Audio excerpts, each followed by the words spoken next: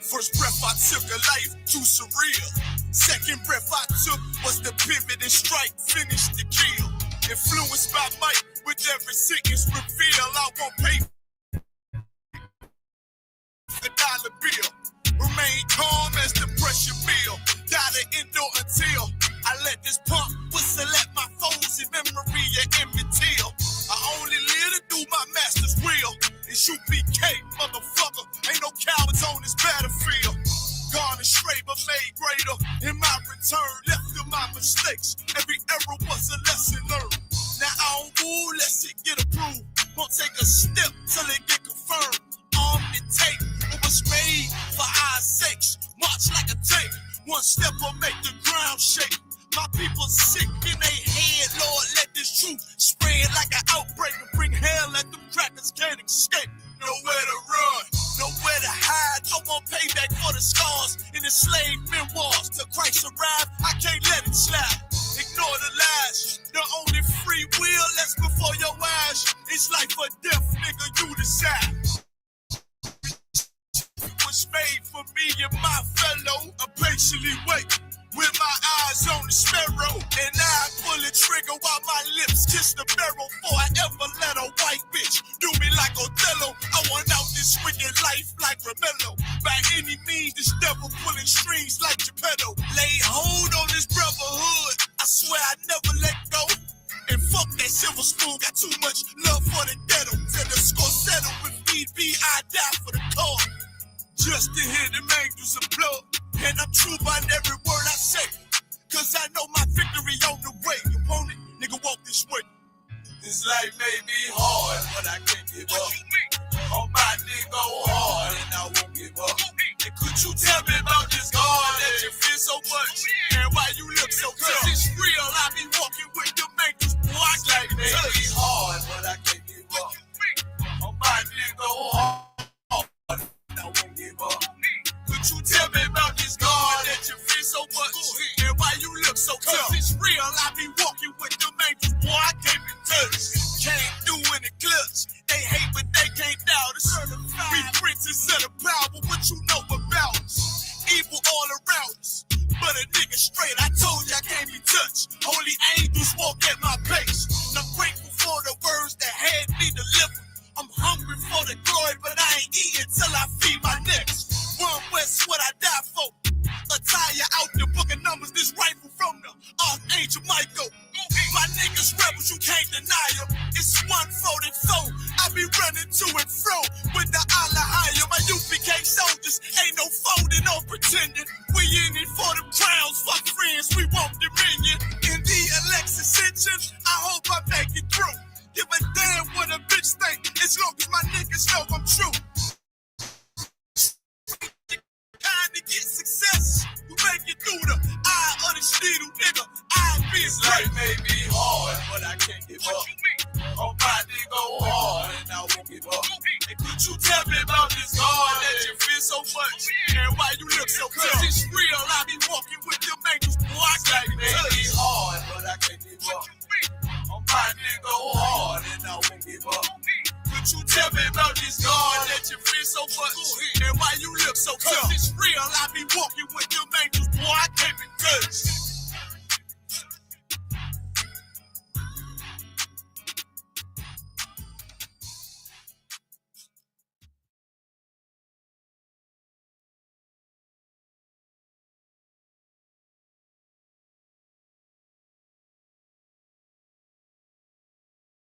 Yo, I don't make this beat, boy. You already know what time. UPK, One West, Command Junior High to all my brothers. We rollin' through, you understand? Cause these niggas weak, these niggas don't know what to do. You see these soldiers beside me, standing in all black with them shields on post, marching, they all my brothers. Gold is precious, but loyalty is priceless. Harm on the mind might leave you lifeless. Grown with this shit, I'm in need of diapers. Endure through any crisis, cause all my niggas righteous. All politics with vipers. Cowards fold, real niggas hold rank, stand for what they believe in, won't compromise a day. Never harmonize with traitors. Do not affiliate with impersonators. You cross the line, you gon' catch the vapors. My niggas strong, no chase. Them other niggas sweet like annihilators. Tank full of brown sugar like annihilate. Every time I move, a righteous demonstration. All I deny is Satan.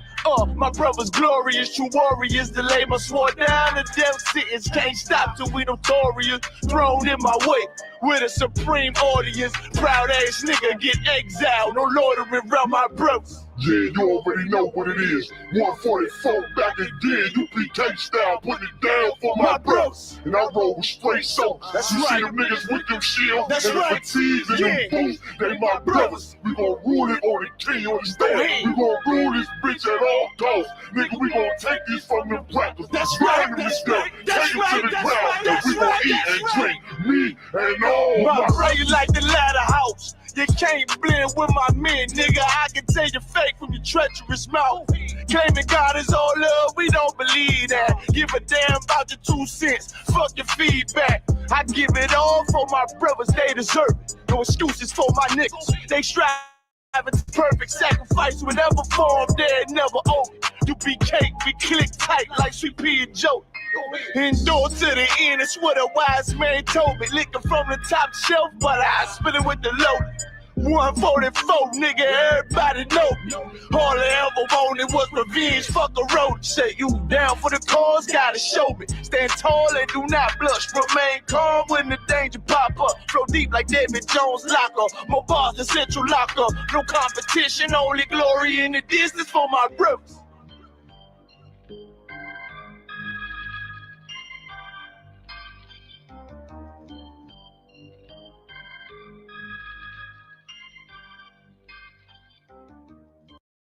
It's rolling on it. What is it?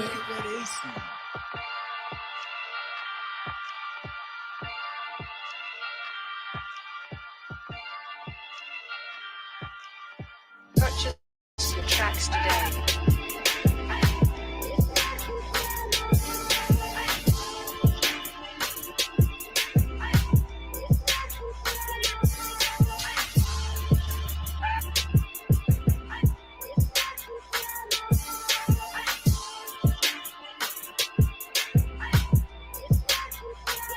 Know the people been waiting for a minute for something authentic. Came in the truth and bossed in it. Made niggas regroup. Had to shed light on the false image. UPK whole court. Now who the fuck wants scrimmage? 2 words for soft niggas. What is good riddance? Don't affiliate with feminine symptoms. I know you feel me, nigga. This a death threat to hip hop. You don't stop that weak shit, I'ma mix your lean with some Grimlock. When the last time you heard it this raw? What I wish for's when the earth inherited by the piss poor. We been to war, them the ones I'm taking risks for. Ain't got no pics or no cars to hold. The angels watch my steps and block God my soul. Can't let them leave my body cold. I know you feel me, nigga. Let the wicked weep and the meek prevail. God never been 50-50. I shall now wake and sleep a cell. Let the righteous cry, silence the pretender. A rebel without a cause, as long as I remember. Not taking the kingdom, the only thing on my agenda. Can't avoid me, nigga. Middle finger to the ones that try to destroy me. Revenge and beauty, I'm a beast. I told the bitch she can't eat, let she join me for dinner. My God ain't got no regard for a sinner. One call fall on him like timber. I know you feel me, nigga. In the eyes of terror, I stand still. Go to work for the colony, bring it back to the anthill. Plus everything I drop heavy as an anvil. Show you how to stand like a man in this damn field. I know you feel me, nigga. Fuck equality, it gotta be one man win and the rest lose. Wave devastator, I'm calculating my next move.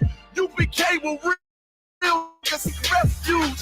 Body shots for pause, that'll get you bruised. My niggas whole ranker, check your little attitude. I came to fuck up your mood on your little holiday like I'm Mr. Scrooge. Resurrected from the grave, walking from the fall. Visions in my eyes, gripping the mic, screaming God bless the underdog. Down by the letter, and live by that protocol. Walk by faith, not by sight. Ain't no hope for getting struggles. Life like some war resist. Don't get pulled into a world that never left you. I will endure. Election will be sure. Correction will be swift. No Will Smith, but I am legend. What else would you call the killer of deception? A leader got soldiers on post in every direction. On gold like a German shepherd. Young and a restless. Wear honor like a diamond necklace. I know you feel me, nigga.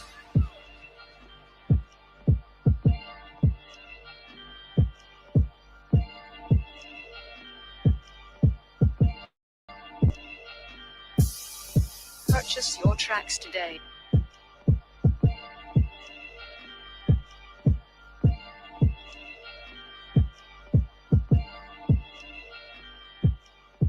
If some ain't know that, what is it?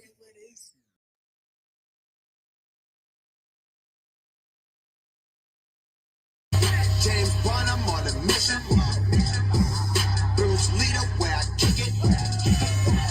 Tiger Woods, the way I hit it.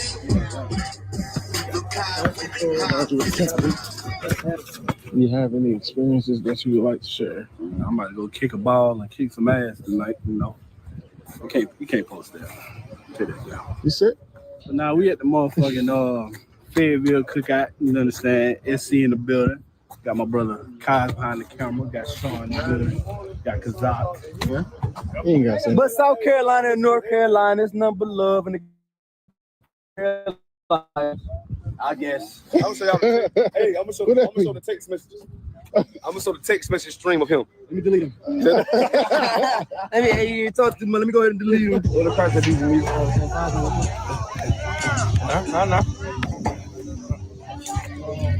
You a fucking superstar, nigga.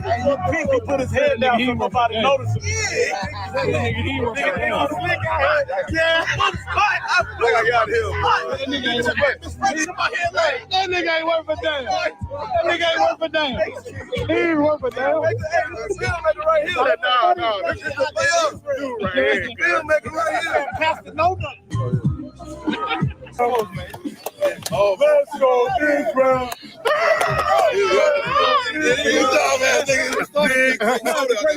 Grapes with seeds in them, figs, pomegranate. Hey, get out the field. Y'all understand? What up, brother? Get out the field then.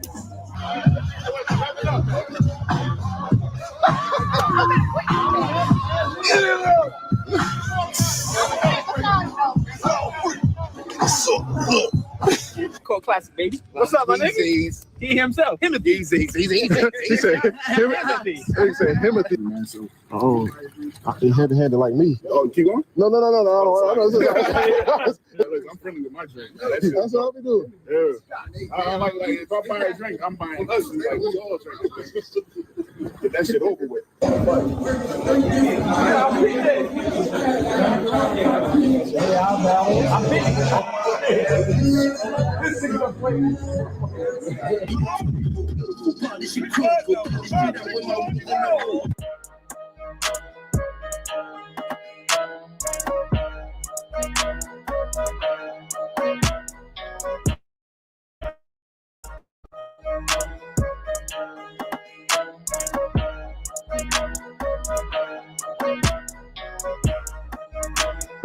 John Muhammad, if you see this other one, I need a rib, sir. I'm struggling. Now I'm fucking my groups. Paris, like the top. We in Paris? We in North Carolina, Paris? Very. I need your help. Send help. I can't do this without you, Adawan. I need a rib in the school. I should have said that shit. Tomorrow, hey, we got interviews. Yes, I'm gonna say I got to, bro. I told you I was gonna say that shit up.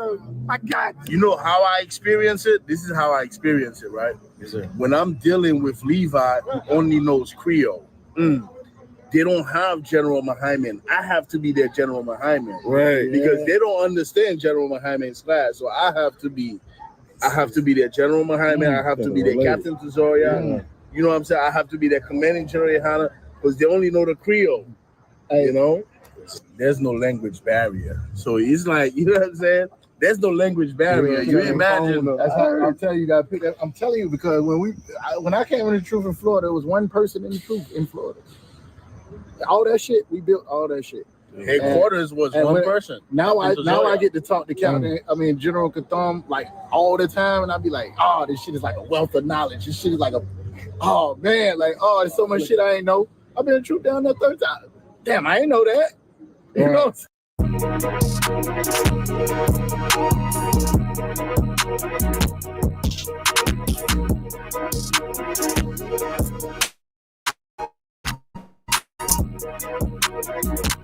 Motherfucker ain't poison. That ain't no garden snake. A garden snake. A garden snake. That motherfucker ain't poison. Black, no, they black.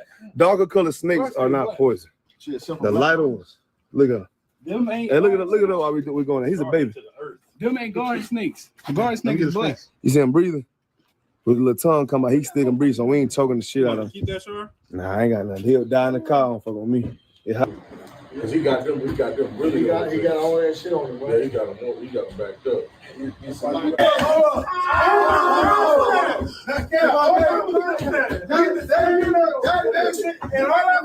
Somebody bring it down.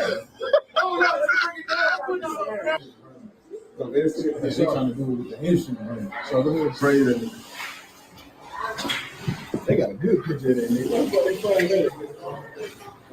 So this is the new. So this is the. They can't hurt you. Yes, they can. No, they can't. Go up to it. They might attack you, but they can't hurt you. They're not gonna hurt you. He's gonna get his ass whooped. Look. Yeah. But them damn ducks can't hurt you. What they gonna do? This? That's what they gonna do. Hit you with their wings? Sure, they gonna fuck you up. I talked my best over there. And then come shop. Well, that's the good. Okay,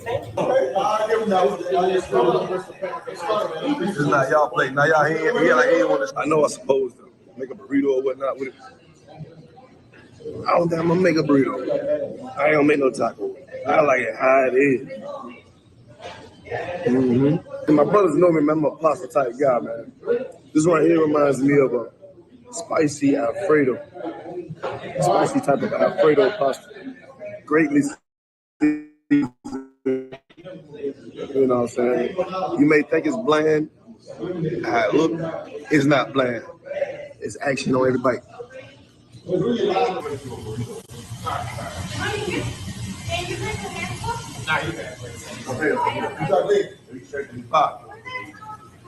Fire.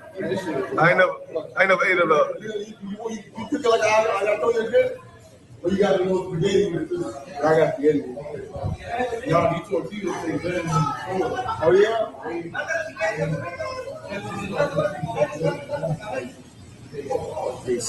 Support black and brown businesses.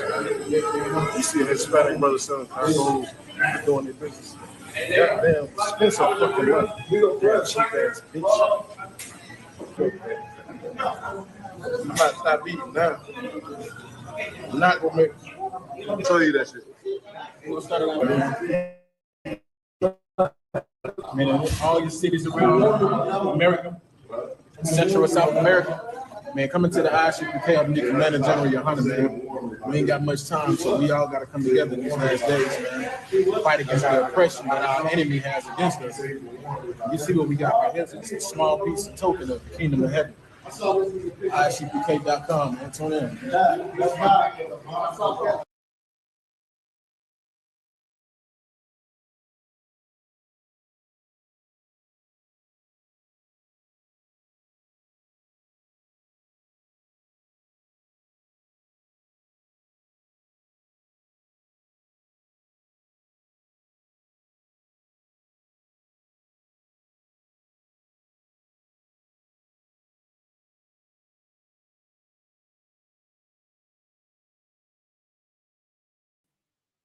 All right, testing. Everybody get let me check the sound on her.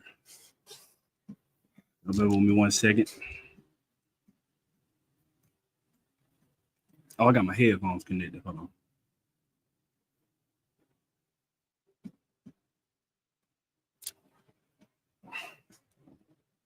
business. You see what we got? It's a small piece of token of kingdom of heaven.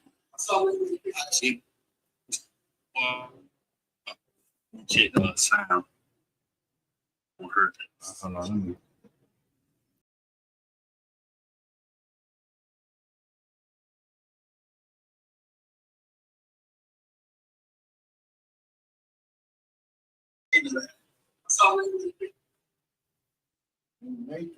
Yep. Let's see.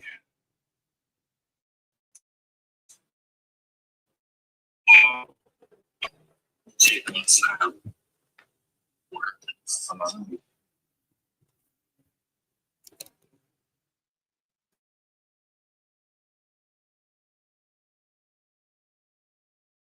Let's see. I thought we good now. All right, most of Christ. It's a good haircut for class. You understand? It's my first class on the Sundays. I like it. It's been a while, but we're gonna get into it, man. I'm trying to find me a new slavery so I can be able to be available Monday through Fridays, man. But so we doing this on a Sunday night. Understand? So we're gonna get to it. I say we got an ISUPK start on 1 West, 125th Street, out of Harlem, New York, under Commander Junior Hanna.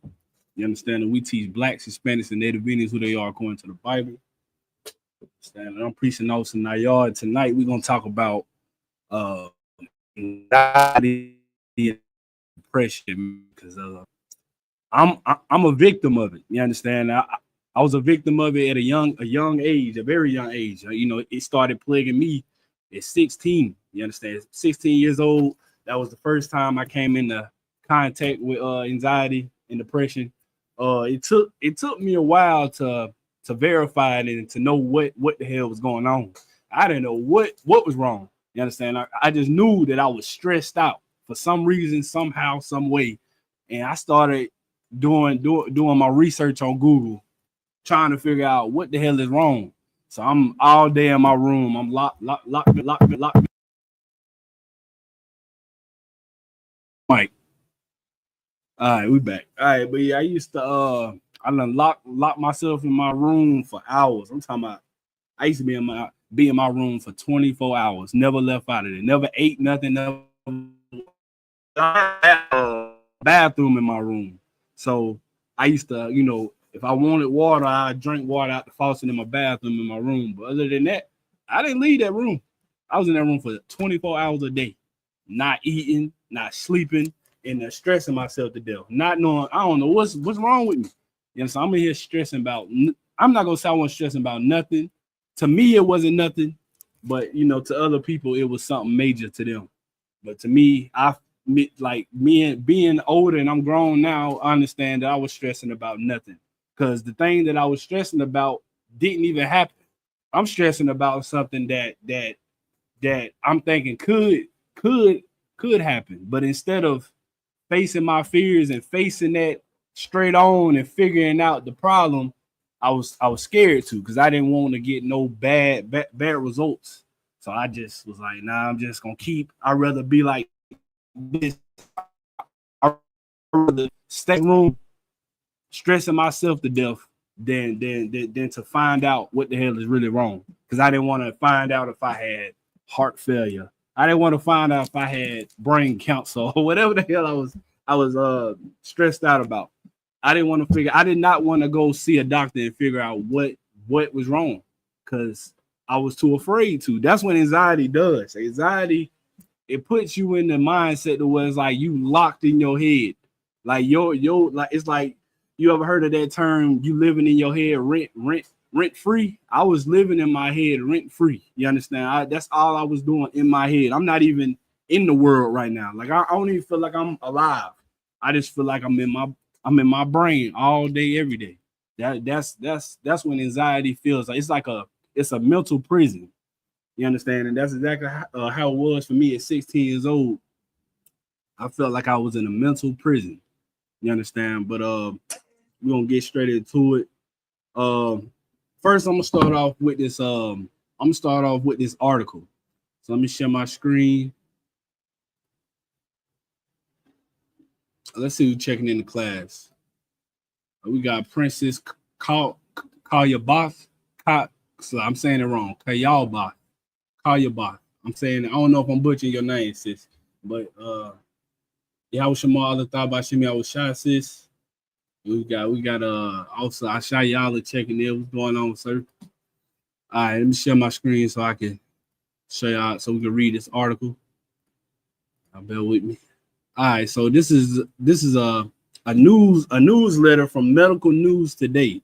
So it said this was reviewed by medically reviewed by Timothy J. Legg. He has his PhD in what that is, a phys. I don't know what that's. Is it a PhD? I don't know what the hell that is. But written by this article was written by Zon Billings. He wrote this on July 20th, 2020. And this article is by Medical News Today. So this is a official article. So we're gonna read the topic and say what to do about anxiety in Black communities.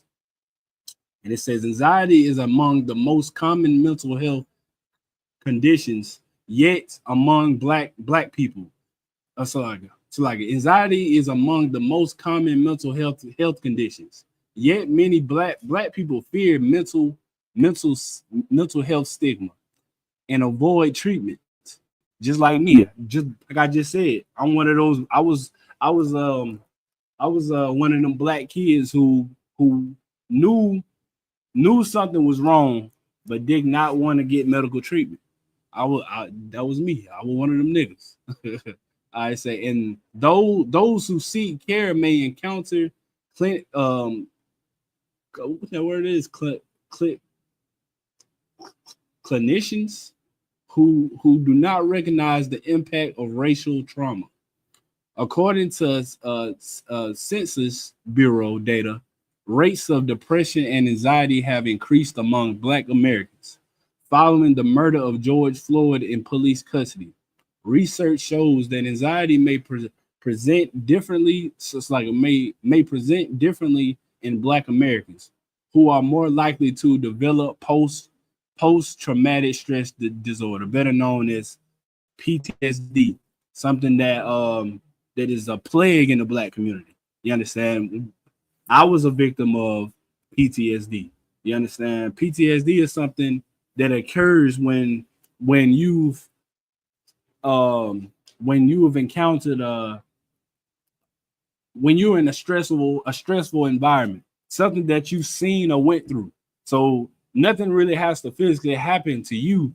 You can have PTSD from things that you saw in other people's lives. You understand? And a lot of brothers and sisters today, we suffer from PTSD mainly because of violence in the hoods. You understand? In our hoods, in our barrios, in the ghettos, most of us experience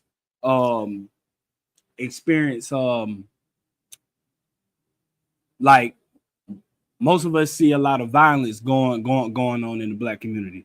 Whether we done seen our best friends die in front of our face, you understand, or we had to take a life ourselves, or you took care of your mother and your father and you lost them due to a health issue or whatever the case may be. All these things are things that can make you have PTSD, something that bothers you from day-to-day life, something that you think about, something that you might see in the future, and you go back like, damn, now I'm triggered because I saw something in my, I saw something in my younger life that triggered me today. You understand? So we're gonna keep reading. Who we got in the chat? We got Sister Yaila checking in. Yahweh Shema Allah thought about Shemi Awashai. She also said, I have dealt with a lot of postpartum anxiety. And I'm right, sis. And postpartum is that, if I may, sis, that is like more like that's more common when during the pregnancy, right? If I'm not mistaken. Postpartum depression, don't most of that come when the sisters are pregnant? Or is that, or am I thinking of another terminology for that?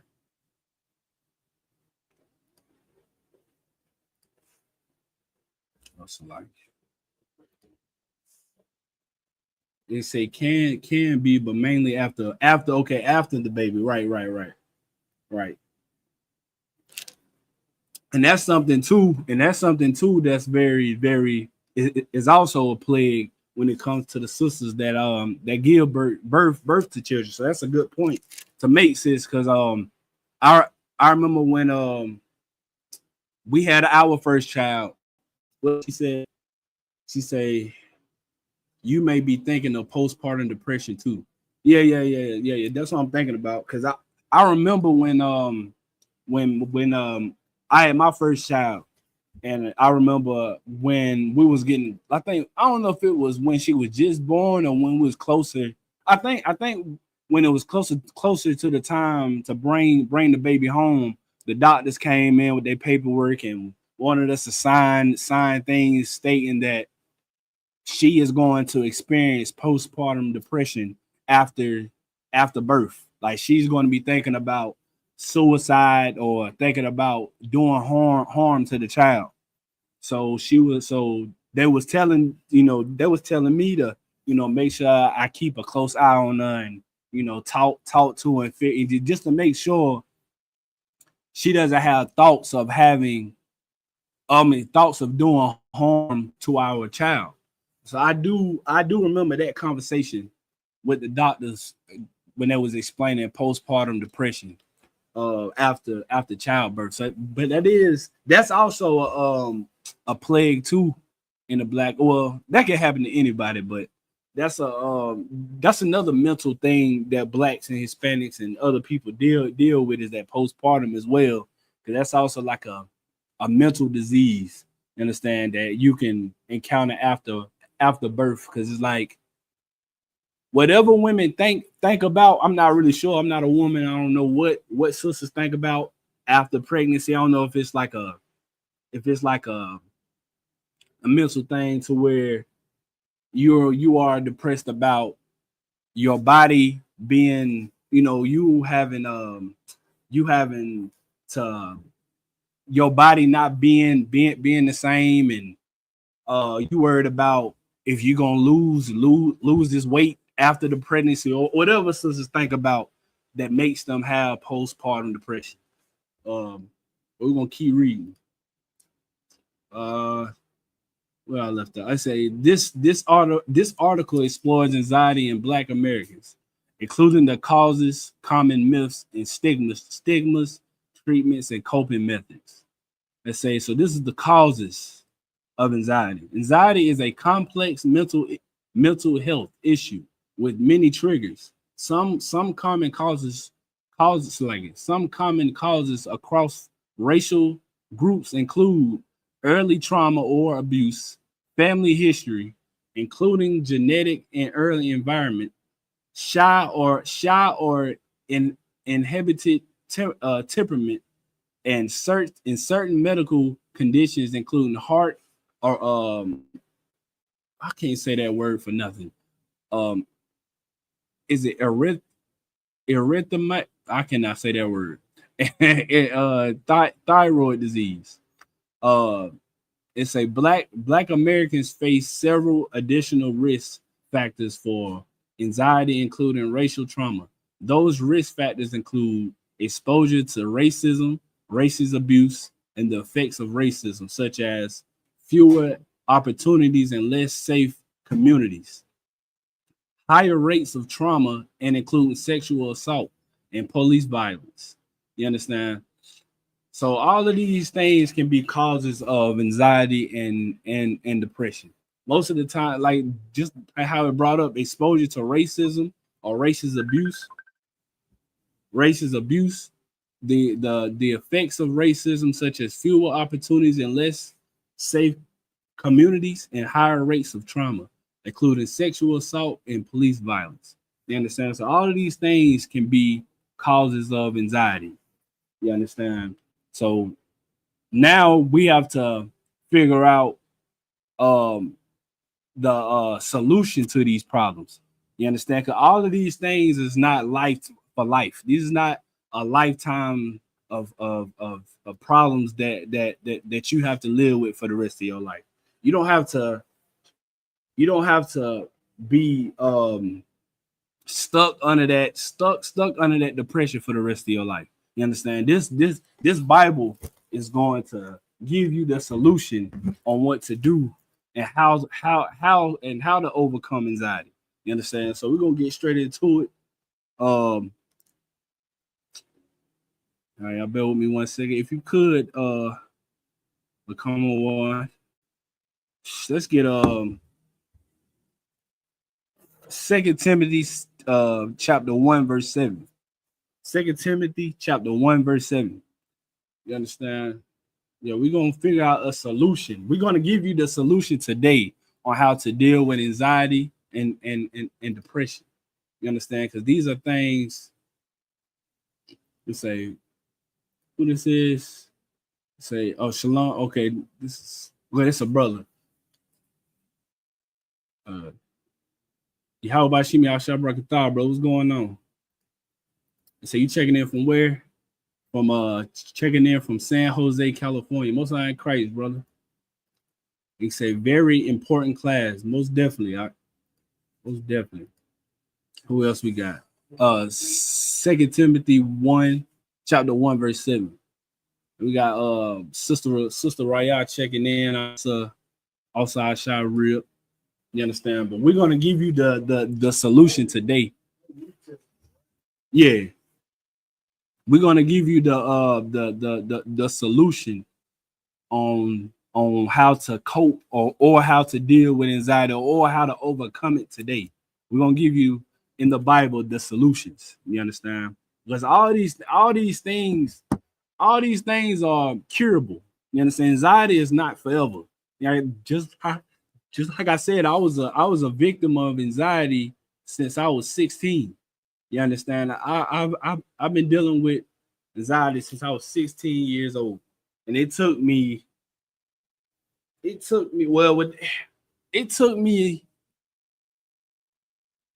okay from when I was 16. It affected me all the way until 2023. But I really don't say 2020 because for like all these situations were different situations. Like back when I was 16, that was more like I was introduced to anxiety. Like I never knew what it was. I never knew how to identify it. But I did as I was doing my research as I got older, like as I got 17, 18, I started to do more research about it. And that's how I knew, that's how I found out it was anxiety. So I've learned different ways to cope by, music. Just like today, music helps me. If you're around me a lot, I listen to a lot of music. I play music a lot. So music is one way that helped me get through things. So it's like certain genres of music that I listen to, that get like I have to listen to my music. Like I ain't even going. I don't want to say it like that, but music helps me. It helps me every day through life. So music helps. What else? I mean, if you're a TV watcher, you like to watch TV, find you a good series to watch. Just try to do things that'll keep your mind off of what's stressing you out. Understand? Like that's really the best way that helped me overcome anxiety is just by taking my mind, doing things that'll take my mind off of what's plaguing me at that moment. But I don't want to say it was plaguing me all the way till 2023 because after I overcame it was like a long stretch. Like I probably wasn't dealing with anxiety for a whole year or 2 or 3. So when I was 16, it might have lasted maybe 6 months, maybe a year. I'll say maybe a year. It probably lasted a year. Then I overcame it. then I started getting out more, started going to parties, and started being around a lot of females, a lot of a lot of male friends. That helped as well because I wasn't cooped up in the house all day, stuck in the house. So that helps getting out the house and doing activities. It's a lot of ways to cope with anxiety. But you got a scripture out? Chapter 1, verse 7. This is the book of 1 Timothy, chapter 1, verse 7. Desiring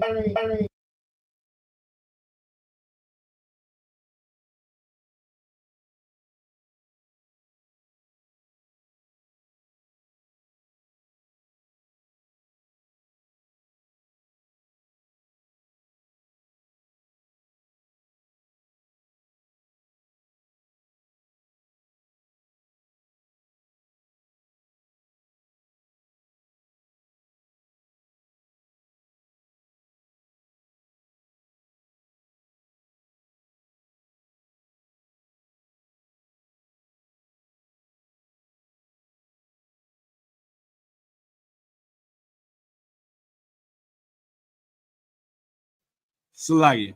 So it damn Salagi. Read that part one more time. They said they couldn't hear you. Didn't hear you. All right, go ahead. This is 2 Timothy, chapter 1, verse 7. Yahweh have not given us the spirit of fear. All right, stop right there. So it says the Most High haven't gave us the spirit of fear. So what is the spirit? Anybody in the chat? Tell me what spirit is. The spirit is a spirit something spooky? Is it the spirits that you see in the movies? Is it something that just wanders around the room, wanders around the earth?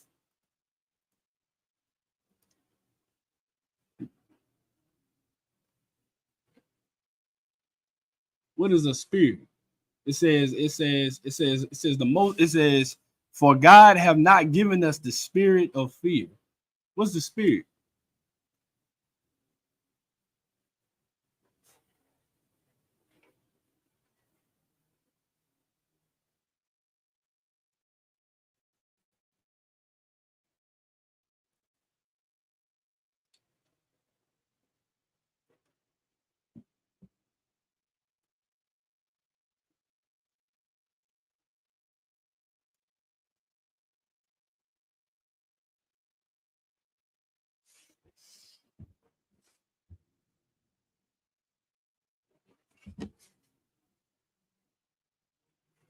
What is the spirit? It says for God have not given us the spirit of fear. Anybody can answer. Ain't no right. There is no wrong answers here. Well, it is a wrong answer, but you can ask the question, or you can answer it wrong, and I can tell you the correct answer.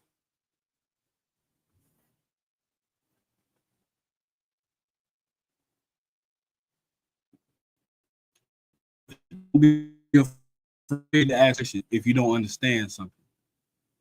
If you don't know, for time's sakes, I'll give it to you. The spirit is a vibe. It's not a ghost wandering around the building. It's not a ghost wandering around the earth. You understand? The spirit is a vibe. You understand? It's something that you give off. You understand? So it's like, I read it again from the top.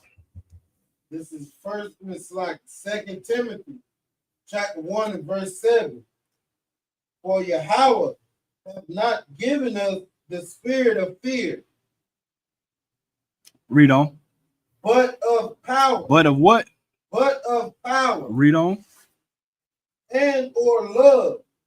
And of a sound mind. All right, so it says he have given us but of power. You understand? So it says for God have not given us the spirit of fear, but of power. You understand? So of course, we don't have a superpower, a power that can that's at the palm of our hands. You understand? Something that comes out of our hands like shooting out lightning, or all the stuff that you see on TV. It's not talking about that. That power is the mindset that you can get over something. You understand? You having the strength to move on, or you having the strength to do the right things. That's that power. You understand? Your mind is strong, strong enough to fight whatever demon trying to get you off your path. To whatever demon that's trying to get you from doing anything other than what the Most High tell us to do. You understand? That's that power. You understand? All right, Slaggy. Then it says and of love. You understand? Which is love. Love is an action word. You understand? But when you love something or someone, you understand? You love them with action. You understand? You saying love verbally doesn't mean anything. You understand? I could tell a random person on the street that I love them, and it doesn't mean nothing, because I could be telling them I love them and just to get something out of them. You understand? And just to get to do for me. You understand? That don't mean that I love you, because I'm saying it verbally. But love is an action word. You understand? You love with your actions, not verbally. Because when you say it verbally, it means nothing. It has no, it's vain. It doesn't mean anything.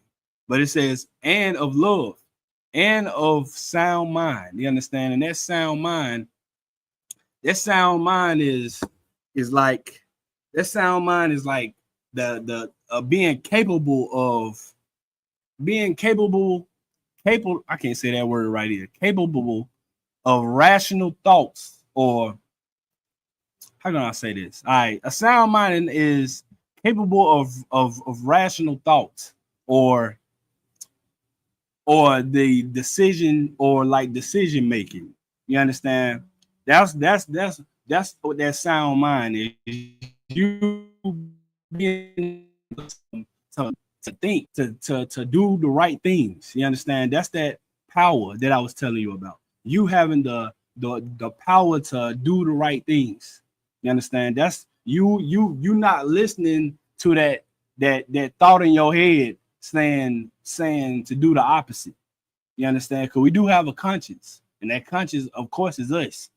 We are at war. We are at war with ourselves. You understand? That's a scripture that I'm gonna get next. You understand? We are not only we are fighting a battle in the world, but we also fighting against principalities. You understand? We fighting against evil spirits. That's evil things that we don't even understand. You understand? But that sound mind, it's just the will. It's like capable of thoughts. You understand? Or like decision making, or unimpaired by mental what's the word I'm looking for? By mental illnesses. You understand? And examples like drug abuse, or dementia, or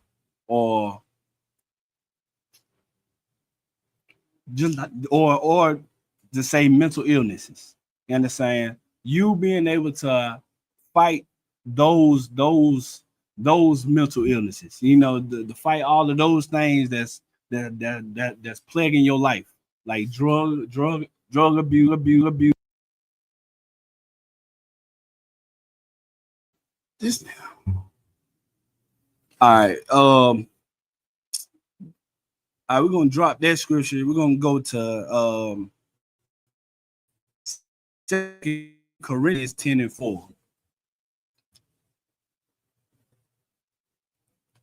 We're gonna go to second Corinthians chapter 10, verse 4.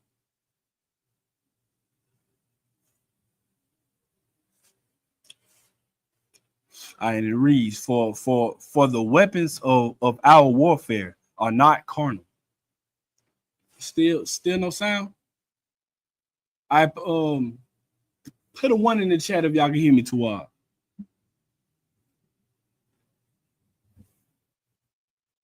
Everybody put a 1 in. If you in the chat, put a 1 in the chat if you can hear me.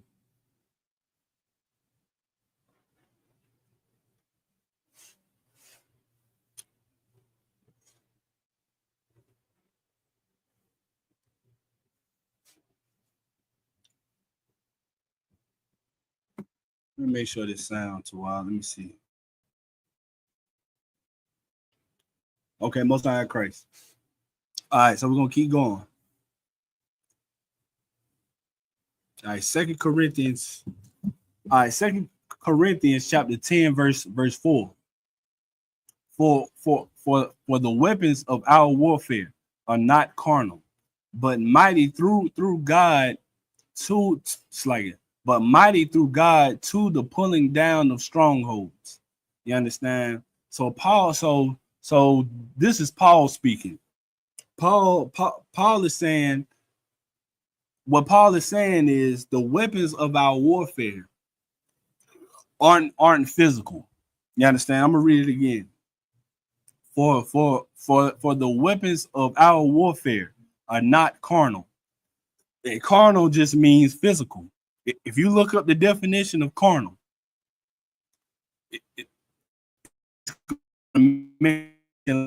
like physical or what's another one? That's really the main one that I know that means physical.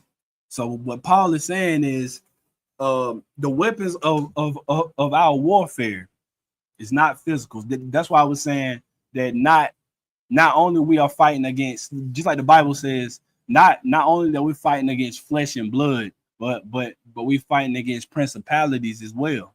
You understand? We fighting a spiritual battle in our heads. You understand? In our heads, we are battling with our conscience. With our conscience.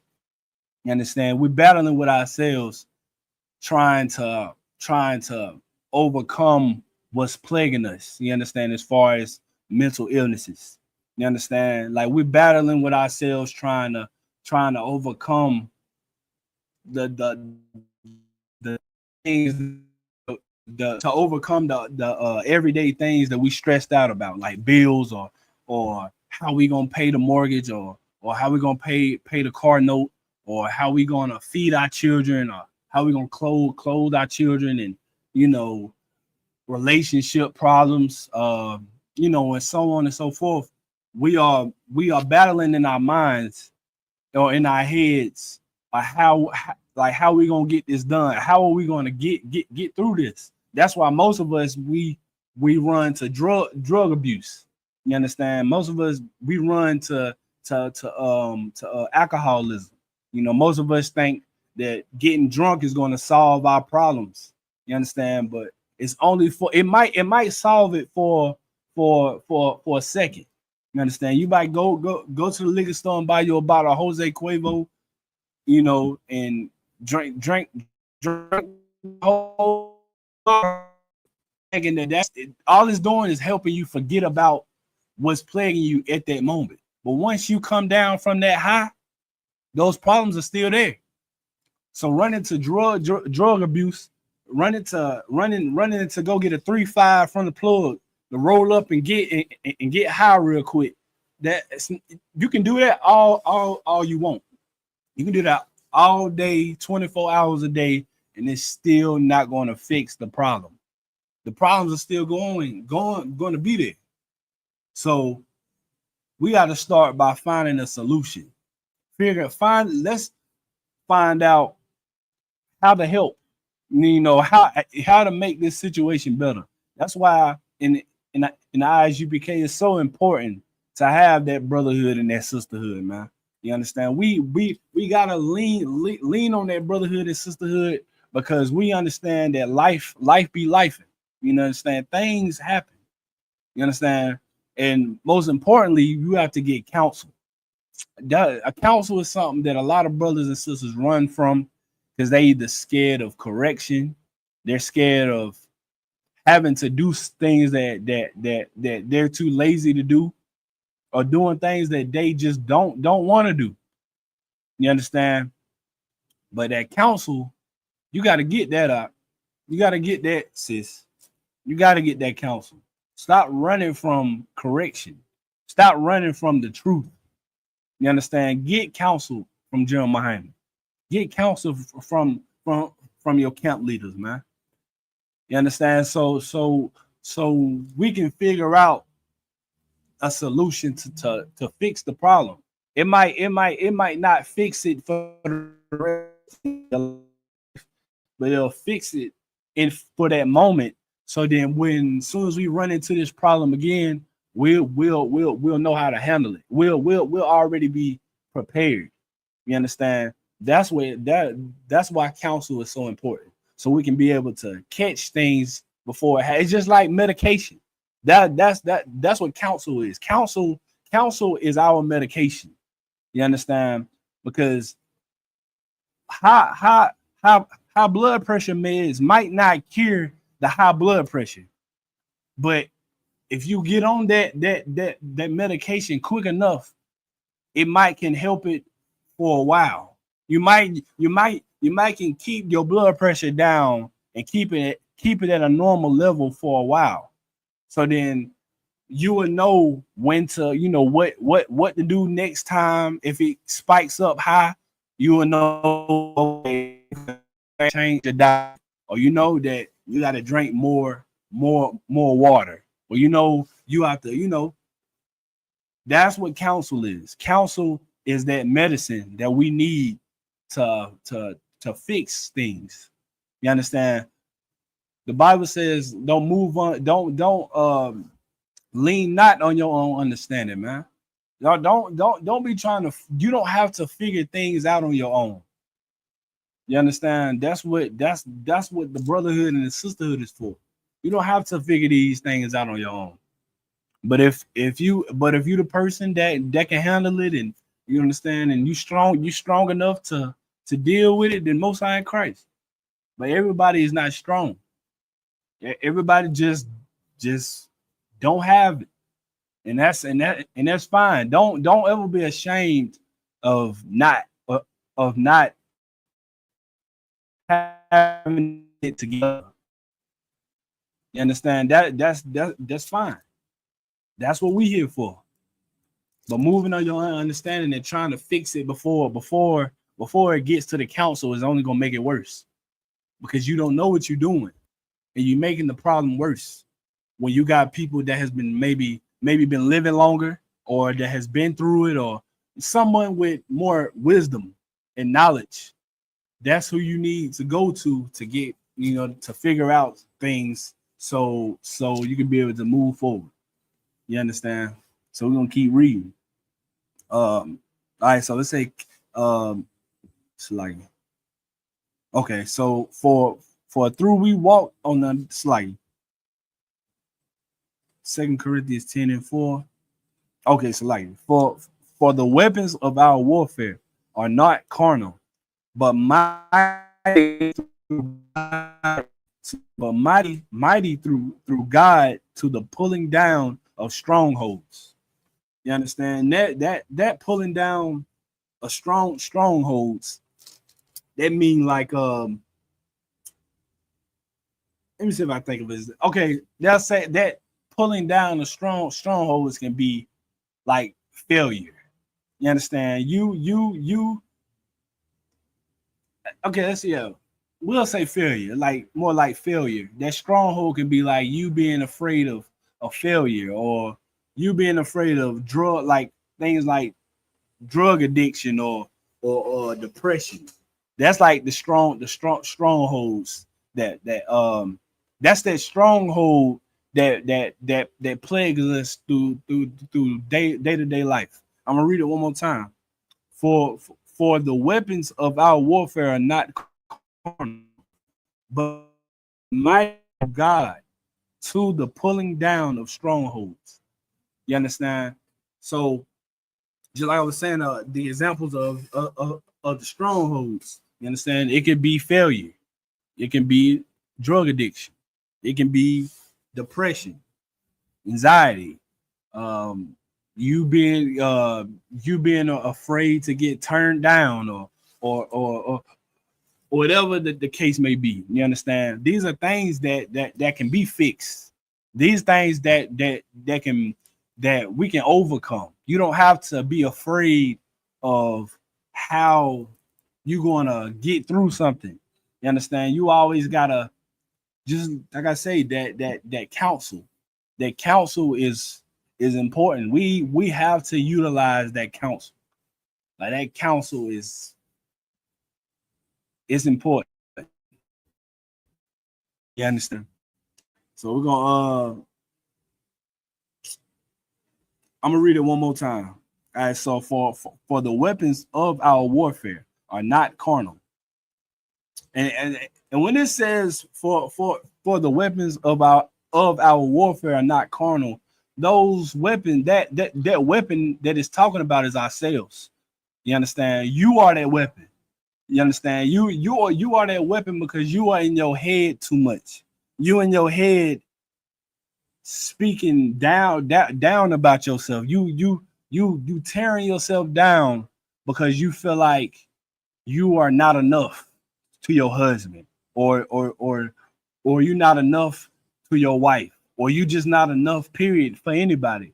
You just not enough to even have breath in your body to live. We have to stop tearing ourselves down because we feel, because we have low self-esteem, or stop tearing ourselves down because we just don't feel comfortable with ourselves. You are that weapon. That's why it says for the weapons of our warfare are not carnal. You understand? It's not physical. Carnal means it's not physical. You are that weapon is you being in your mind, destroying yourself. You destroying your lack of, you are lacking confidence. You destroying your confidence by tearing yourself down in your head. You understand? Have more confidence in yourself to be able to know. That's probably like the only one of the only ways you can get through life is by having self-confidence, having confidence that you're gonna go to this doctor's office and you're gonna get results. You understand? But you going in the doctor's office thinking like, yeah, I'm gonna die. I'm dead. Yeah, I'm not gonna live long. I'm gonna go to this doctor's appointment and I'm just gonna accept the fact that my liver failing, my heart failing, I'm a die soon. Don't do that. Don't go in that. Don't go to the doctor thinking negatively. You understand? Don't do that because you are becoming a weapon to yourself.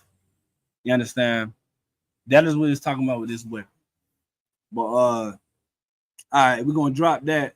We're gonna go to Romans chapter 12, verse 2.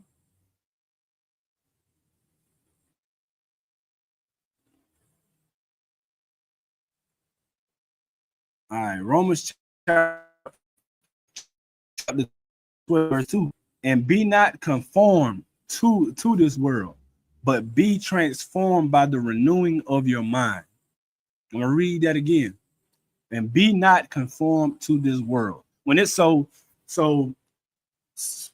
when it says be not conformed to this world, what world is this text talking about? What does it mean be not conformed to this world? What world? What does that word world mean? Anybody in the chat? What does it mean by be not conformed to this world?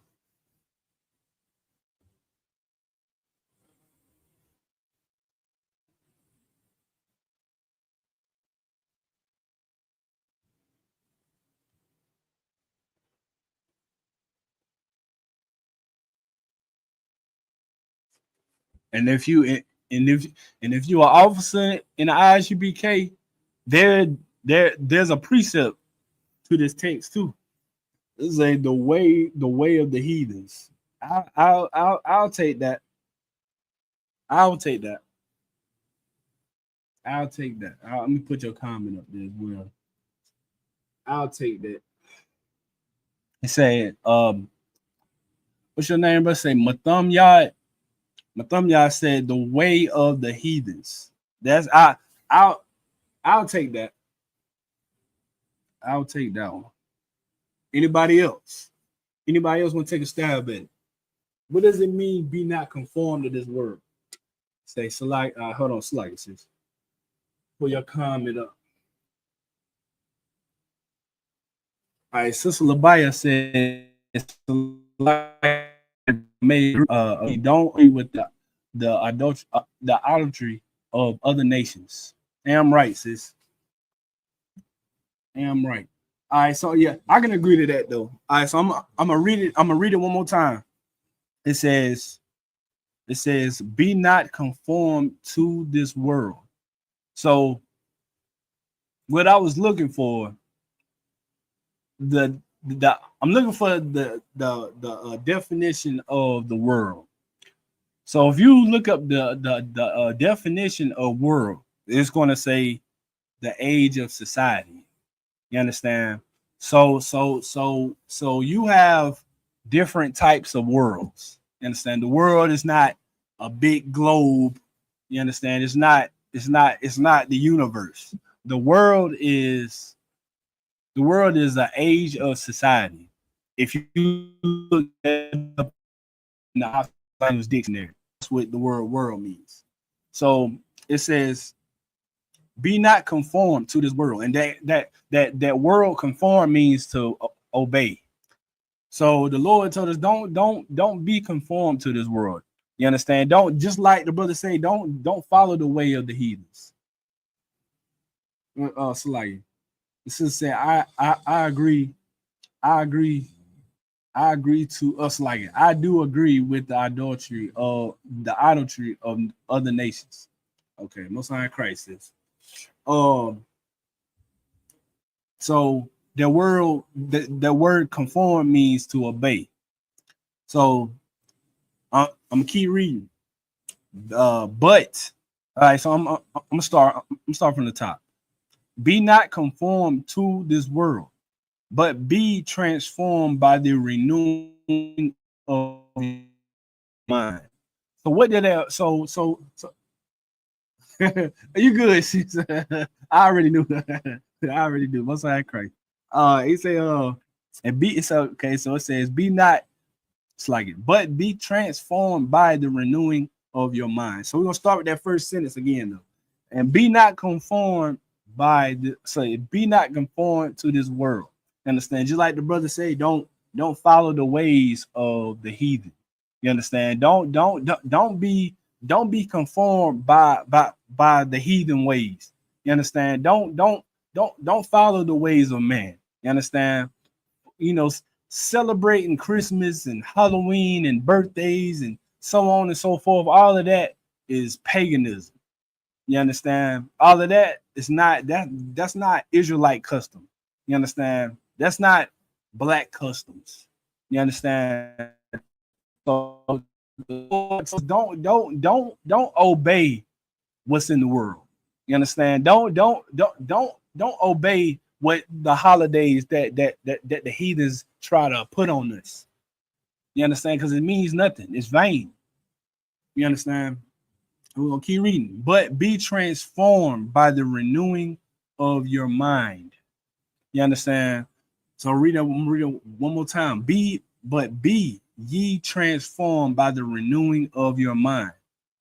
By it's like it that ye may prove that that ye may prove what is that good and acceptable and perfect will of God. So be transformed by the renewing of your mind. And anybody in the chat, how how do we renew our minds? Anybody in the chat, how do you renew your mind? Is this talking about you pressing the button on your head and resetting your mind? Is this what it's saying?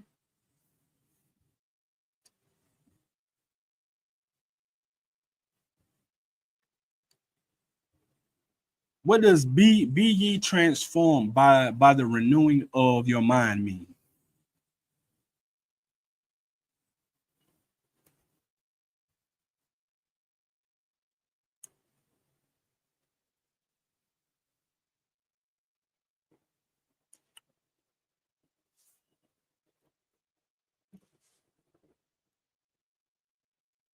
I said, all right, the brother Mathumya said by following the statutes and commandments. Damn right, I get out of hand. I get out of hand. I'll take that. All right, Sly. All right, Sister the Baya said, Sly, if I may empty your cup of the old you and fill it with the word of God to become the new you. I'll take that too. So get out of hand. You understand? All of y'all are correct. You understand?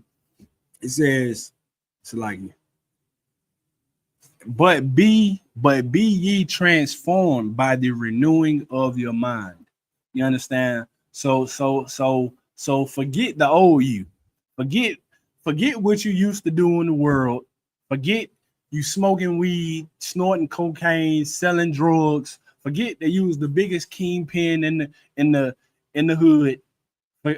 Forget that the birthdays. Forget the Christmas with family and kids and that. Forget Halloween. Forget all of those things that you used to do in the world.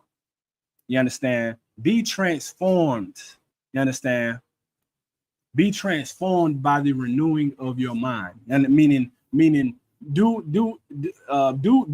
things that are of your custom. You understand? Follow the things that the Bible told us to do.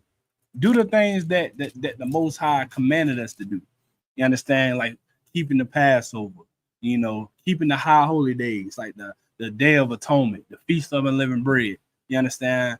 You understand? If you are officer in the ISUPK, make sure you keeping the traditions of going to camp and holding Sabbath service and and so on and so forth. You understand? Keeping the traditions of actually with your wife for the rest of your life and staying with your husband for the rest of your life. All of those things are our customs. You understand? Forget you having sex with every whore in the world and throwing them away. You understand? That's not our custom. That's the white man's custom. And in the ISUPK, you understand the commandments of God. We are commanded to stay with our husbands and our wives for the rest of our lives. You understand? Ain't no being unhappy and leaving because he don't make me happy and I want better for my life. Ain't none of that. You understand? But we're gonna let's see, we're gonna keep reading. All right, so it says, be ye transformed by the renewing of your mind, that ye may prove what is good and acceptable and perfect will of God. You understand? All right, so we're gonna drop that. We're gonna drop that. All right, let's see. Yeah, we're gonna drop that. Let's go to Ecclesiastes chapter 9, verse 5.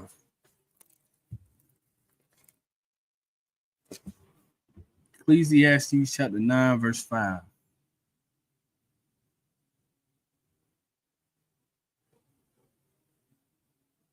All right, so for matter of fact, no.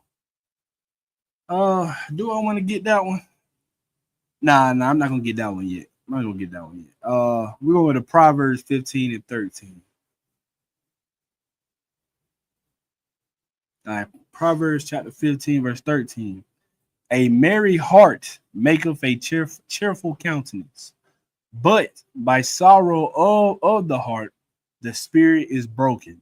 So I'm gonna read that again. A merry heart maketh a cheerful countenance. So what does this mean by a cheerful countenance? Anybody in the chat? what does he mean by a merry heart maketh a cheerful countenance?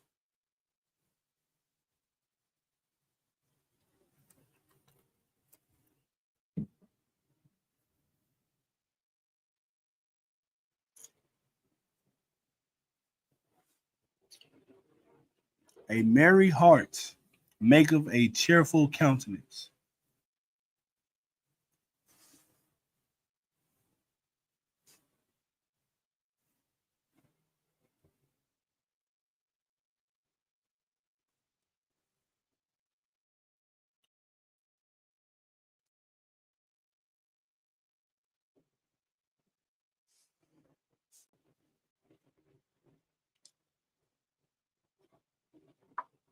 All right, so for time's sake, I'm gonna give it to you. All right, so it says, "A merry heart maketh a cheerful countenance." So the word "merry" just means cheerful. You understand? So a cheerful heart, your heart is your mind. So you having happy thought. Well, I don't want to say happy thoughts or cheerful thoughts, or you being in a good mood. You understand? Um, so a merry heart maketh a cheerful countenance. Your countenance is your face. So you smiling, you looking more excited or more happy.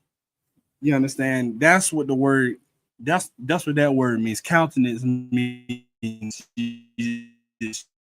your face expression. You understand? You not crying or looking mad or upset, or you looking sad, but you being happy and smiling and showing and having brotherhood and sisterhood and you know things of that nature. You understand? It says, "A merry heart maketh a cheerful countenance, but by sorrow of the heart, the spirit is broken." You understand? And of course, it says, "By sorrow of the heart, the spirit is broken." Sorrow, of course, is sadness. You understand? And then of your heart, just like I said, is your mind. You having a heavy a heavy mind. You understand? You being worried or something that's bothering you, something that that something that you've been stressing about all week. Your spirit is broken. You understand? Your vibe is broken. You understand? You not acting like yourself. You're not normally turned up today. You ain't smiling today. You ain't wanting to play the game today. You don't want to drink today. You understand? You just out of it. You don't want to do nothing. All you want to do is you just sit in the house, be sad about something things that you can't change, or being sad about things that can be changed, but you don't have the strength or the willpower to do it alone. That's what anxiety and does to you. Just like I said, I was a victim at 16 years old, and I had to deal with that. I locked myself in my room at 16, and I'm stressed out about things that I can't change, or being stressed out about something that could be changed, but I have the strength to face that demon head on and be like, okay, I'm gonna fight this today. I couldn't find the strength to fight it today. So it took me years and years, it took months and years to find the courage, to find the strength to be like, you know what? I'm gonna face these problems head on, and I'm gonna deal with it, and whatever come with it, come with it. I'm gonna get over it. That's the mindset that you have to have dealing with anxiety, because anxiety can be a very, very, very dark place. It can be a place that can lead you to death. You understand? Because anxiety, or stress is one of the main causes. You understand? Because anxiety. Okay, let's look up the side effects of anxiety. Let's look at the side effects.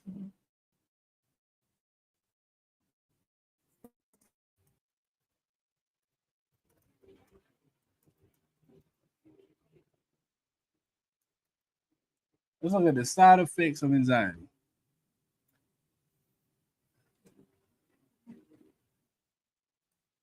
All right, here you go, right here. Share the screen.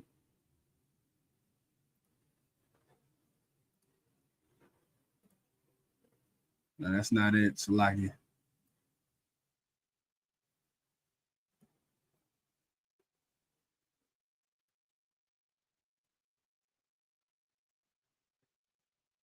Y'all bear with me 1 second, Salaki. All right, the side effects of anxiety. Here it is right here. All right, so the physical side effects of anxiety. If y'all can see this, say cardiovascular system. Anxiety can cause increased heart rate, palpitations, and elevated blood pressure.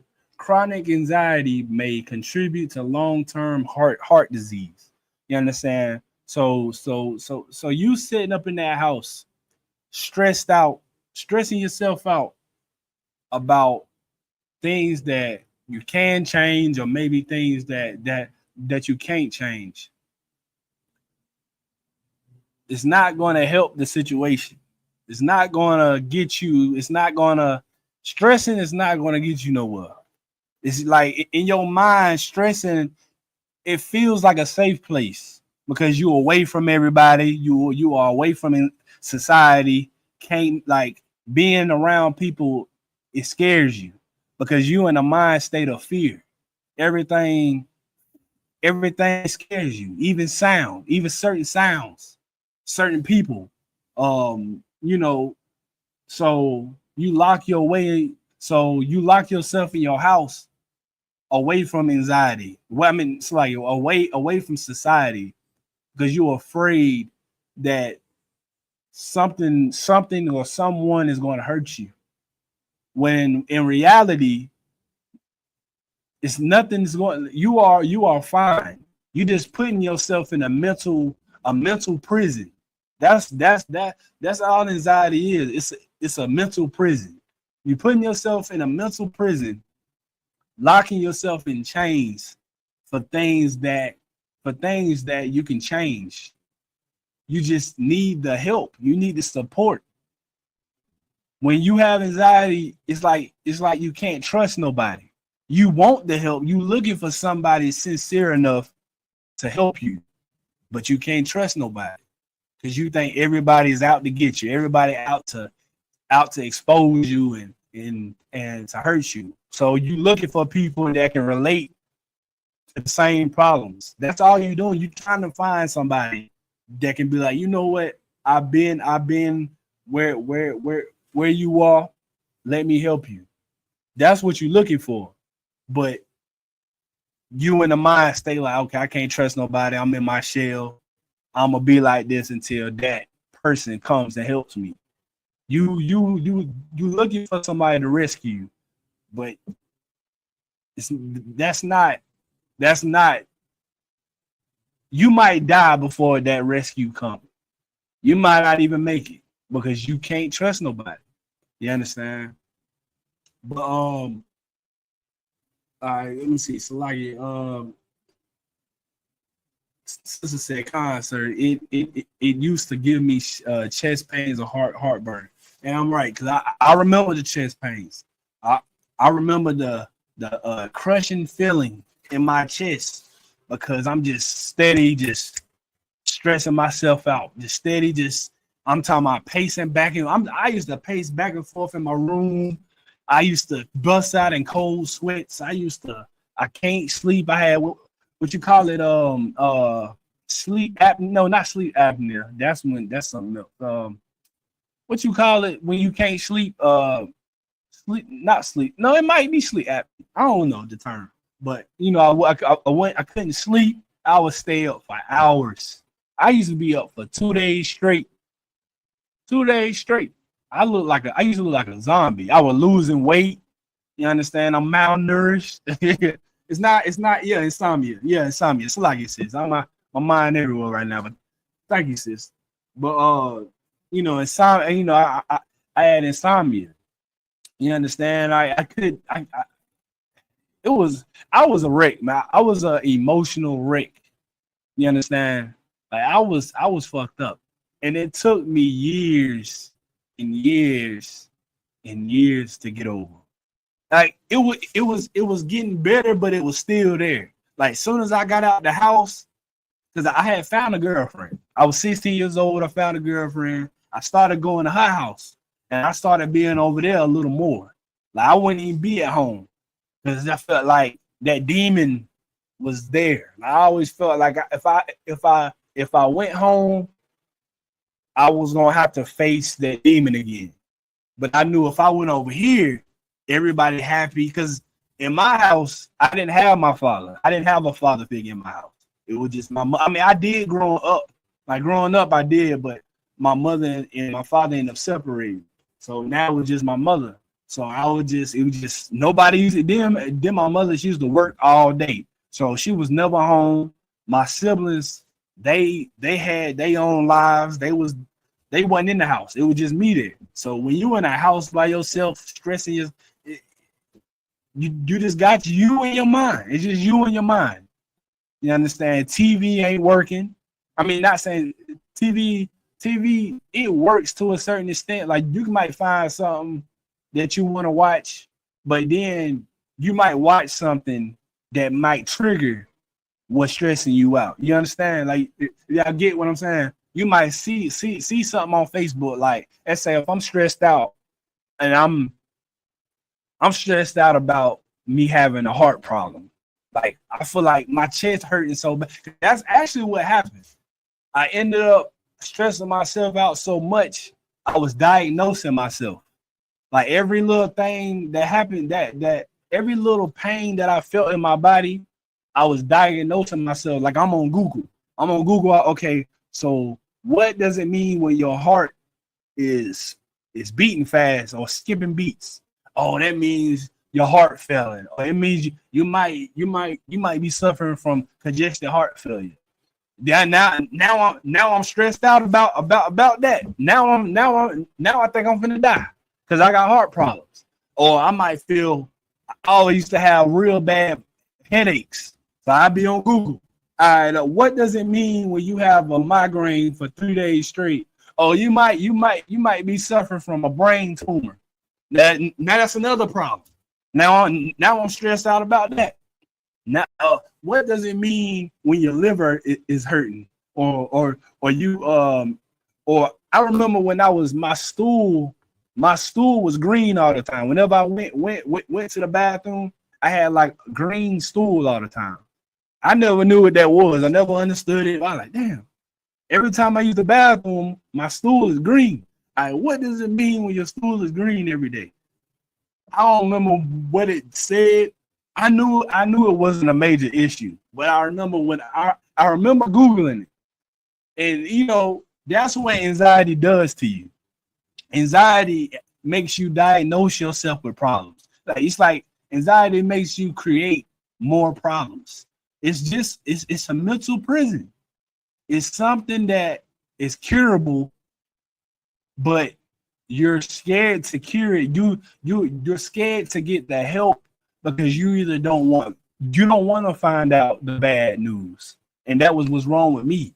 I didn't want to find out if I really had heart failure. I didn't want to find out if I had kidney failure or liver failure. I didn't want to know that.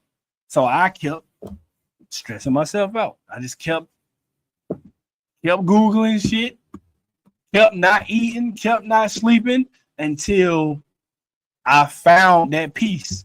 Till one day I found a girlfriend. I got a little girlfriend on Facebook. I went to school with her. I've been known her, but we ended up talking on Facebook. I told her what was going on.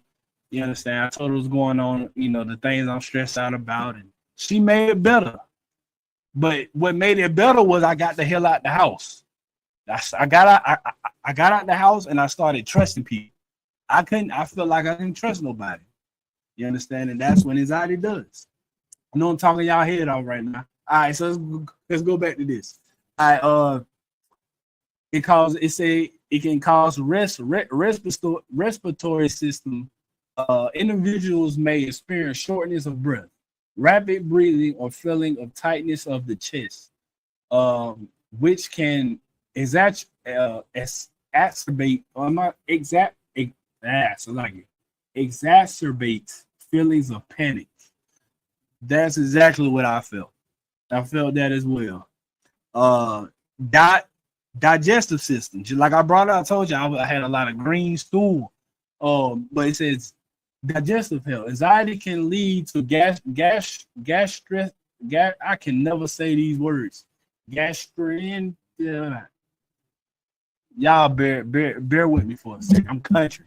So I be wanting to say. I be wanting to skip letters and stuff. All right, gastrointestinal. Gastrointestinal. I'm just gonna let it go. Intestinal. Well, I cannot stand these crazy words. Issues such as stomach aches, nausea, diarrhea, or constipation. It may also trigger conditions like irritable stool syndrome, known as IBS. So like it for my like it for my crazy reading, man. All right, here's another crazy word. Musculoskeletal system, whatever that is. Muscle tension, headaches, chronic pain.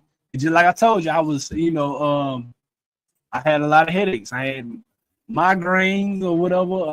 But it says muscle tension, headaches, chronic pain can result from prolonged anxiety as the body remains in heightened state of stress, like immune system. Chronic anxiety can weaken the immune system and making individuals more susceptible to infections and illnesses. So all of these can be side effects of anxiety. All of these can be side effects of anxiety. So all of these things, so you stressing yourself out can lead to all of these things possibly happening, especially if it's prolonged.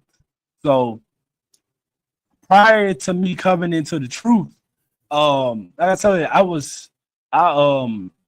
my anxiety, I haven't had an anxiety attack in years. Like I was good. I've overcame anxiety for years. I wasn't dealing with it for a long time, but it popped right back up. This was prior to me coming into the school. This was 2022. I came into school in June. My brother had passed away. He passed away, and he died from congested heart failure.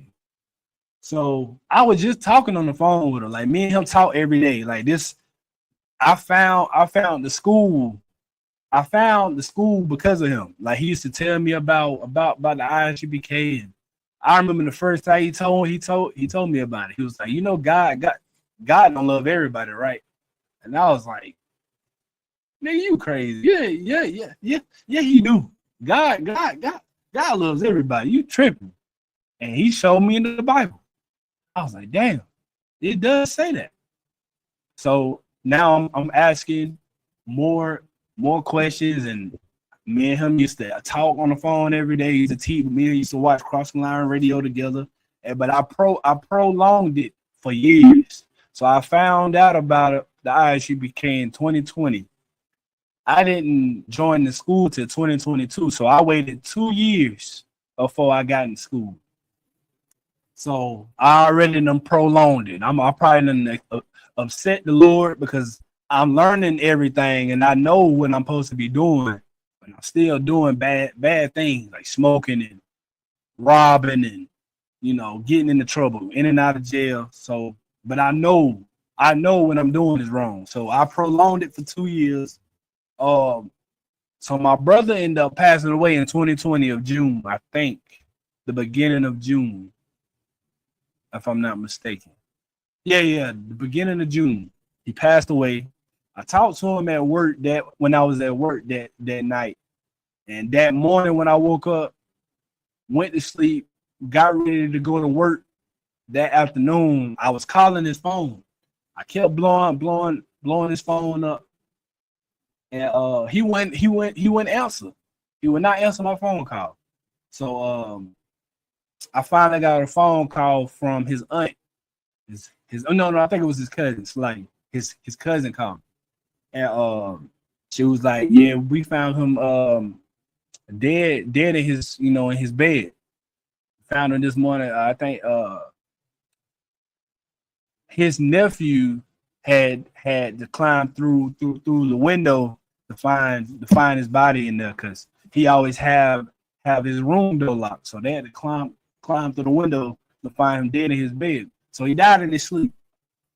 So I got the news, and that's when the anxiety came back. Man, when I tell you that anxiety hit me harder than it has ever hit before.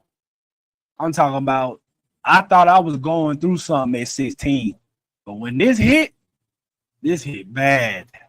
Like I was stressed out. I couldn't eat. I couldn't sleep. And I had lost. So I was before. So when he died, I was like 220. When he died, after he died and he had his funeral and all that, I didn't eat. I didn't eat for weeks. I probably didn't eat for like 3 or 4. I didn't eat for a whole month. I didn't eat for a month. All I did was drink water. So I'm fasting for like a month. So, but I'm also going on walks. So every morning I'm walking for 8 hours a day. This is what anxiety does to you. I walked every single day, Monday through Friday, for 8 hours a day. Y'all might think I'm capping. Y'all might think I'm lying. Like, nah, y'all lying. I am not making this up. Set 8 hours a day, 5 days a week. Who can walk a track? Who the hell can walk around the track for 8 hours a day, 5 days a week? I was losing my damn mind. But with me doing all of that and with me doing all of that and not eating, I lost 50 pounds in 2 weeks, I believe. I lost 50 pounds in 2 weeks. When I told my doctor that, she told me I was gonna die. She was like, if you don't go home and start eating, you are gonna die. But I wasn't doing that because I was concerned about my blood pressure. Because my brother died from high blood pressure. That's what causes congested heart failure. He had blood pressure issues. So I'm having these anxiety attacks, and just like how we read, it causes your blood pressure to spike up. So my blood pressure was spiking up like badly. Like I would have an anxiety attack. I go check my blood pressure. My blood pressure is like 200 over 100. Like I'm not making this up. No, I think it was like 150. I don't think it reached. I think if it reached 200s, boy, you damn near dead. So I might be exaggerating. I know for a fact it was 100 and something. It was like it had to have been 200 because 100. Let me see. What's a normal blood pressure? If I'm not mistaken, let me see. What's a normal blood pressure? I know I am not a doctor. All right, let's see. Normal.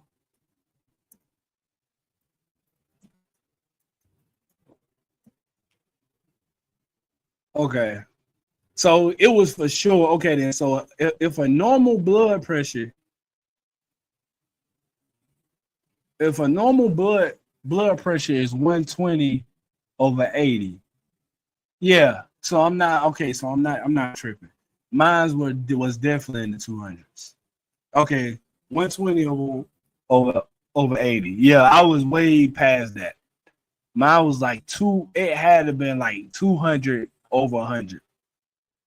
Like I was borderline damn near dead from anxiety. Like this is what anxiety is doing to me. So I found the ISUPK later on in June. It was like damn near the end of June. No, it was probably the middle of June. I think it was like the middle of June. And I came into school and now I done gained all that weight back. Ever since 2022. Now I'm like 230 right now. 230. Yeah, I'm like 230 something right now. I done gained all that weight back because I was a bun. Y'all know I was a bun. I was a bun cook, and of course I do eat out a lot. But all right, so we're gonna drop all that. That was just had to give y'all a little story time on speaking a lot on my life, because this is something that I can relate to. Like this is something that I had to go through that plagued me for a long time, and I never talked about it. So I feel like this it's the perfect time to talk about it. But we're gonna drop that script. Probably gonna get like 2 more scriptures, and we're gonna close out. All right, let's see what we're gonna do. We're gonna go to Ecclesiasticus chapter 38. Yeah, Ecclesiasticus chapter 38.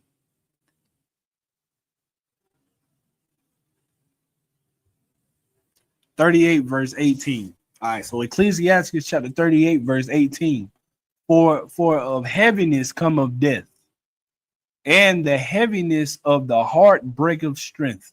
You understand? So just like I said, all of these anxiety can cause you to be unalive. You can actually die from stressing yourself out for so much. So it says, for of heaviness come of death. You understand? And the heaviness of the heart breaketh the strength. The heaviness of your mind, that's what your heart is. The heaviness of your mind breaketh your strength, man. You understand? Because you don't have the willpower to do anything. When you stressing yourself out and you don't want to do nothing but stay in the house, stay in the house because that's your safe space. That's your safe space because you don't trust nobody.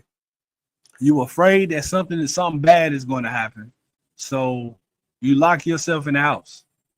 You understand? And you stress yourself out until you can't stress yourself out no more. You understand? All right, we're going to keep reading. Verse 19. In affliction also sorrow remaineth, and the life of the poor is the curse of the heart. Verse 20. Take no heaviness to heart, drive it away, and remember the last end. Verse 21. Forget it not, for there is no turning again.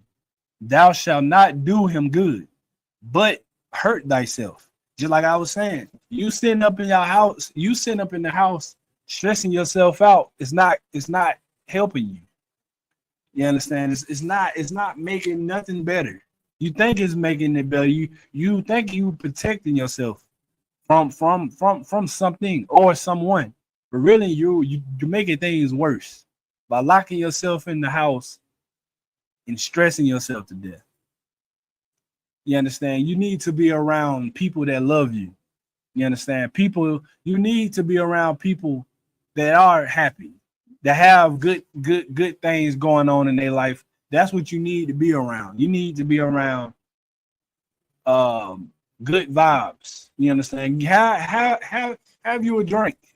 You understand? Go out to the club and socialize. Because that's another anxiety thing is socializing. That's another plague. A lot of people don't talk when you stressed out. Like when you're going through anxiety, you don't want to talk. You're not very social. Go out and socialize. Go out and meet new people. Go out and talk to people, and you'll start opening up. Things will start to feel normal. But you locking yourself in the house, stressing yourself out, it's not going to help. That's what the scripture just said. It said, for it tells you don't forget it. Don't ever forget that this. Don't ever forget this moment, because this moment is what humbled you enough to get to where you are today. So this is a humbling experience. This is the Lord giving you a sign to get it together. So never forget it. But it says, for there is no turning again. Ain't no going back. Ain't no going back there, because if you turn back to that, it can cause you might die. You understand? Don't ain't no going back to anxiety and depression. It says thou shalt not do him good. It's not going to do you no good stressing yourself out. It's not going to help you. But hurt thyself. It's going to hurt you. You understand? I know it's easier said than done. But get help if you need the help. Get the counsel if you need the counsel. But you stressing yourself out, it's not going to help. Right. Verse 22. Remember my judgment, for thine also shall be so. Yesterday for me, and today for thee. Verse 23. When the dead is at rest, let remembrance of rest. That's like let me read that again. So when the dead is at rest, let his remembrance rest, and be be comforted for him when his spirit is departed from him. So just like my story that I was just telling you, I lost my brother. I was stressed out about that. You understand? That plagued me for a long time. You understand? I lost a lot of weight. You understand? I lost a lot dealing with his death. But I had to understand that, just like the Bible says in this scripture, says, when the dead is at rest, let his remembrance rest, and be comforted for him when his spirit is departed from him. See, I didn't understand that. I didn't understand death. I didn't know the things that I know today about death. So the things that I know today about death is honorable. You understand? It's okay to grieve and cry and all of that. There's nothing wrong with that. Grieve and cry for as long as you need, but it's going to come a time when it's time to let go. You not sleeping and not eating and driving yourself crazy because you lost a loved one. It's not going to bring them back. It's not going to bring you no comfort. You are destroying yourself. You understand? Matter of fact, precept. Ecclesiastes 30, chapter 30. Who is it? What is it? Chapter 30, verse 21. No, that ain't it. No. That's Ecclesiastes 9 and 5.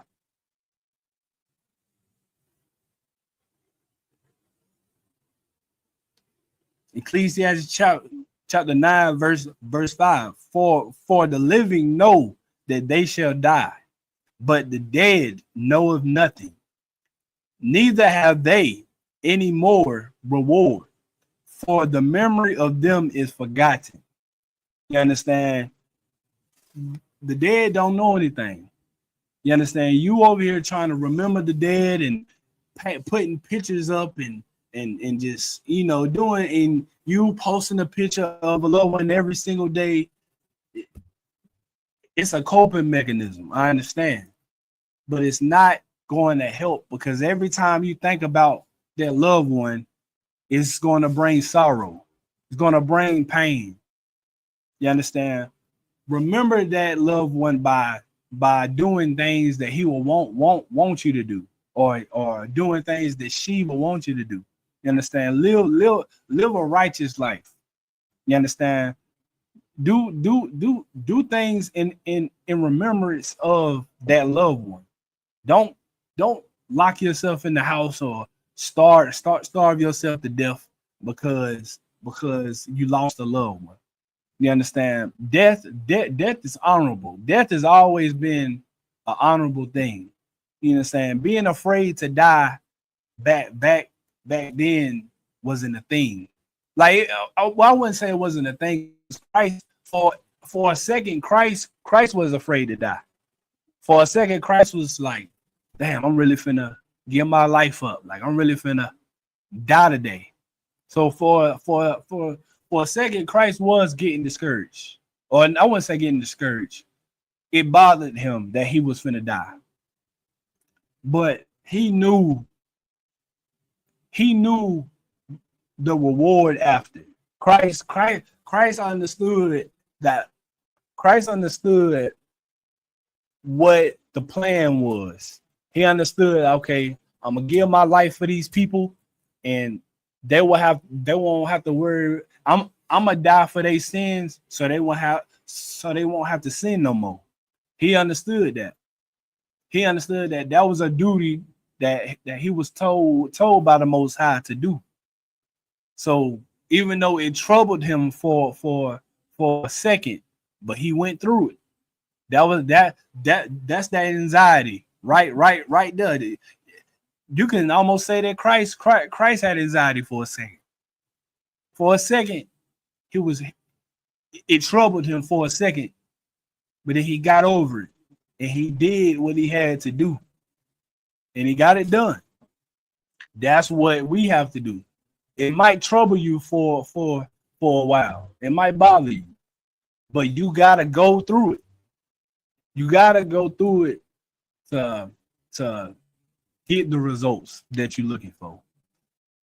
But you just worrying yourself to death, you're not gonna accomplish anything. You're just gonna make it worse. You understand? Who this is in the comments? We got Yuso Tomato. Natural wilderness is the only way to break your anxiety physical. Oh hell. Oh hell. All right, we ain't even gonna respond to that. All right, we're gonna go ahead and close out. You know, I've been talking y'all head to death. But we're gonna go ahead and close out, man. I'm gonna read the ISUPK security announcements. All right, this is the ISUPK security announcements. We are the ISUPK, start out of 1 West 125th Street, out of Harlem, New York. When they brother or sister comes into the school, they are off limits for 6 months. They are to be saluted only. They are here to share themselves of the world. If they need transportation, the teacher will arrange it. After 6 months, if a brother or sister has an interest in a particular person, he or she must get permission from the head to speak to a brother or sister. There's another 6 months in which a brother or sister will court each other. After this 6-month period, the brother or sister will get permission from the head to marry. Ties, which is a commandment. You can find this in Numbers chapter 18, verse 21, and Malachi 3:8-10 means 10th in the Hebrew, Ma'ashera, 10% of every penny of any increase the Lord gives you, give to the treasury department or teacher. Priest fund, free will offering for priests, not mandatory, whatsoever amount you would like. Upcoming holy convocations. I don't have that paper. Let me see. Bear with me 1 second.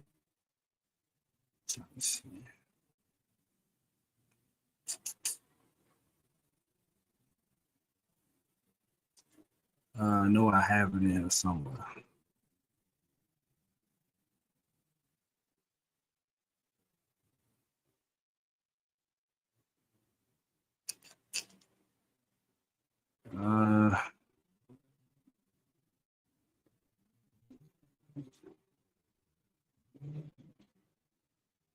Give me 1 second.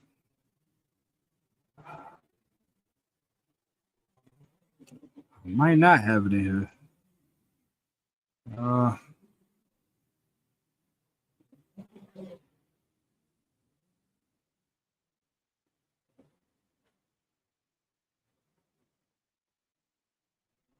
No, I don't have it in here. Good night. Okay, then ain't no sweat.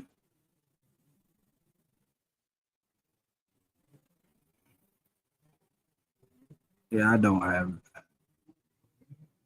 I didn't know sweat. I don't have it. All right, so we're gonna go ahead. Oh yeah, I do right here. It's in my face. So like, all right. The next holy convocation coming up.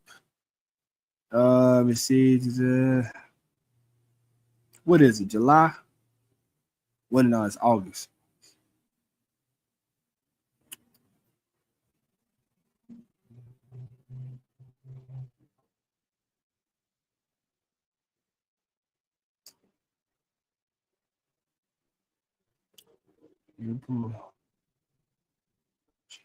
Okay, the next holy convocation is the memorial blowing of the trumpets. It's the first day of the 7th month, Sunday the 21st September 2025. I mean, it's like September 2025. You can find this in Leviticus chapter 23, verse 21 through 25. Remind Akim and Aqua to check the bulletin board in the hallway if anyone wants to be a troop in the school. Start wearing all black boots, shirt, pants, headband, and scarf. So with that, shalom.